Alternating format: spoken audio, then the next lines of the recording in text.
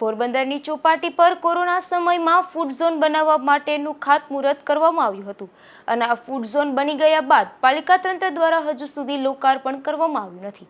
હાલ આ ફૂડ ઝોનમાં ગંદકીના ગંજ અને ઝૂંપડા બની ગયા છે ત્યારે પ્રજાના 1 કરોડ રૂપિયા વેરફાઈ ગયા હોય તેવું જણાઈ રહ્યું છે. પોરબંદરની ચોપાટી પર હાથી ગ્રાઉન્ડ નજીક પાલિકા તંત્ર દ્વારા ફૂડ ઝોન બનાવવામાં આવ્યું છે.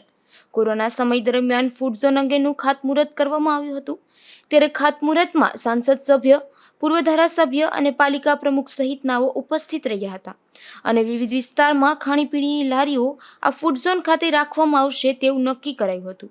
લોકોને એક જ સ્થળે વિવિધ વાનગી મળી રહે તે હેતુથી આ ફૂડ ઝોન બનાવવામાં આવ્યો હતો. 1 કરોડના ખર્ચે બનાવેલા ફૂડ ઝોન બન્યા બાદ લાંબા સમયથી લોકાર્પણ પ્રક્રિયા કરવામાં આવી નથી. હાલ આ સ્થળે ગંદકી ખદખદે છે અને ઠેર ઠેર કચરા ઉડી રહ્યા છે. પ્રજાના 1 કરોડના ખર્ચે બનાવવામાં આવેલા ફૂડ ઝોન હાલ તો ધૂળ ખાઈ રહ્યો છે ત્યારે આ ફૂડ ઝોનનું વહેલી તકે જરૂરી વ્યવસ્થા કરી લોકાર્પણ કરવામાં આવે તેવી માંગ ઉઠી છે અને શહેરના રેકડી ધારકોને સ્વૈચ્છિક રીતે ત્યાં પોતાની લારીઓ રાખવાની છૂટ આપવામાં આવે તેવી પણ માંગ ઉઠી છે. નિપુલ પોપટ, ગુજરાત ન્યૂઝ, પોરબંદર.